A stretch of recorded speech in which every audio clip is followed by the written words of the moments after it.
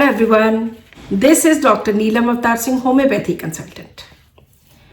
आज हम एक फिर से सोरियासिस के केस की बात करेंगे।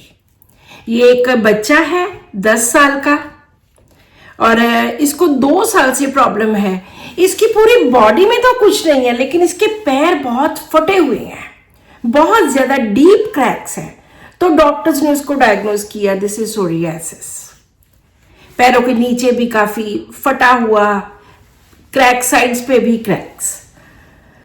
तो जब मेरे पास आए तो मैंने पूछा कि इसके स्वभाव के बारे में बताइए, किस तरह की इसकी नेचर है, कैसा इसका स्वभाव है, पढ़ाई वगैरह में डर, ये सारा कुछ।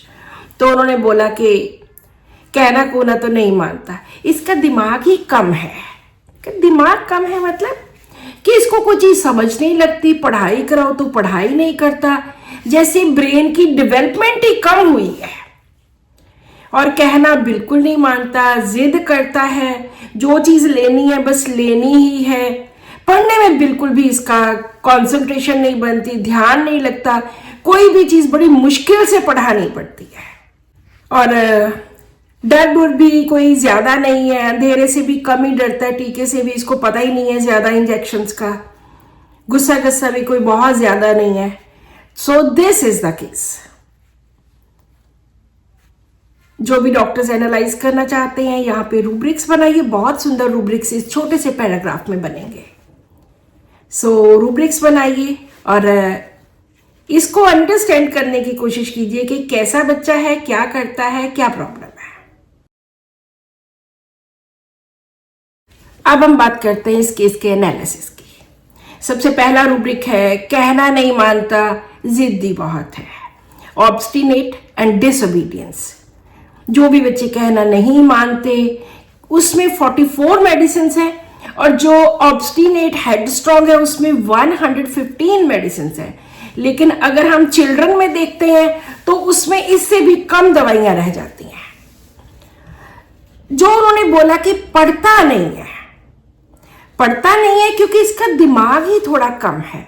This is development mental arrested. इसमें हमारे पास 11 मेडिसिन है कि मानसिक डेवलपमेंट, विकास ही नहीं हुआ, तभी वो अच्छी तरह से पढ़ नहीं सकता और उसकी कंसंट्रेशन नहीं बनती, वो पढ़ नहीं सकता क्योंकि उसका दिमाग ही उतना ज्यादा नहीं है। नेक्स्ट रूब्रिक हमने लिया कंसंट्रेशन डिफिकल्ट इन चिल्ड्रन, बच्चों में। और किस चीज के साथ related to study and reading, concentration difficult studying reading while. और लास्ट रूब्रिक लर्निंग डिफिकल्ट।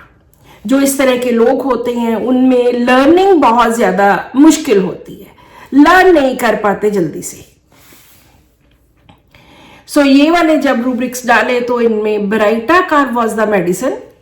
वैसे तो हमने कभी सोरियासिस के केस में ब्राइटाकार्ब नहीं दी, लेकिन जब भी मैं रेपर्टाइज करती हूँ, मुझे जो भी मेडिसिन मेरे सामने आती है, मैं हमेशा कोशिश करती हूँ कि वो ही दी जाए। ये नहीं कि मैं अपने प्लान बना लूं कि अब इसको समझ नहीं आता, इसको वो दवाई दे दो, वो दवाई दे दो। No, I repertorise each and every case. सिर्फ वहां पे जहां कोई थीम होता है, लाइक कॉकुलस का थीम, लाइक ओपियम का थीम या हायोसेमस का थीम, वहां पर हम रेपर्टाइज नहीं करते। लेकिन जब इस तरह से रेपर्टाइज करके कोई दवाई निकलती है तो वो हम उसको ज्यादा कंसिडर करते हैं। This was my first case जिसमें मैंने ब्राइटाकार्ब दी। ब्राइटाकार्ब हमारे पास, क्योंकि मैं बहुत कम यूज करती हूँ, I had only 200 potency, I gave baryta carb 200। 15 दिन के बाद आते हैं, इन्होंने बोला कि बहुत ठीक है।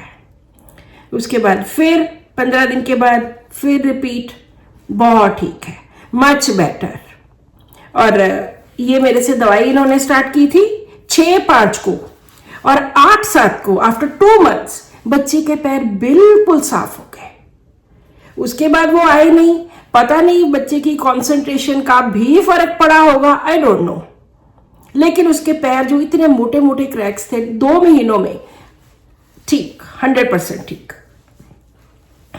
जब ये वाली रूब्रिक्स हम लेते हैं तो उसमें जो सेकंड मेडिसिन आती है दैट इज कार्सिनोसिन। कार्सिनोसिन में मेंटल डेवलपमेंट अरेस्टेड नहीं है।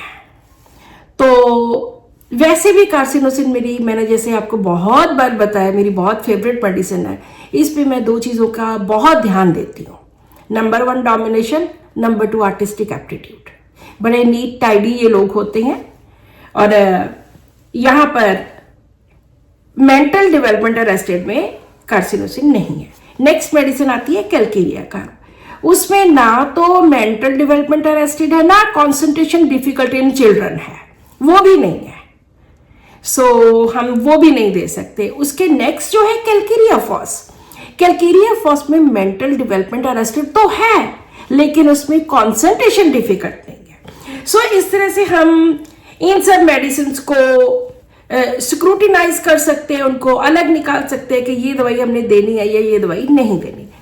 तो baryta carb was the medicine, and baryta carb medicine से ही वो बच्चा with 1 dose of baryta carb 200 बिल्कुल ठीक हो गया। मुझे नहीं पता कि उसको सोरियासिस की प्रॉब्लम थी या क्रैक्स कैसे थे, लेकिन उसका जो नीचे से पैर फटा हुआ था, बिल्कुल फटा हुआ, साइड्स पे इतने मोटे मोटे क्रैक थे, तो वो बिल्कुल 100% ठीक हो गया। अगर आपको भी किसी को कोई स्किन प्रॉब्लम है, always go to a homeopathic doctor. मैं कभी किसी सिस्टम को कंडेम नहीं करती कि don't take allopathy. Allopathy is a medicine of emergency and surgery. वो आप मर रहे हैं, वो आपको जान बच सकते हैं, उनके पास केमिकल्स हैं। लेकिन अगर आप सोचो कि वो कोई बीमारी ठीक कर देंगे, बीमारी ठीक नहीं होती। सोरियासिस है, वो ऑइंटमेंट्स दे सकते हैं, वो स्टीरॉइड्स दे सकते हैं, उससे थोड़ी देर के लिए फर्क तो पड़ जाएगा। लेकिन अगर आप सोचो कि बीमारी ठीक हो जाए, वो नहीं होती। बीमारी ठीक करने के लिए you have to go to a good homeopathic doctor. हमारे भी बहुत सारे ऐसे डॉक्टर्स हैं जो 10-10, 20-20 दवाइयाँ देते हैं। वो भी दवाइयाँ उसी तरह एलोपैथी की तरह ही एक्ट करती हैं।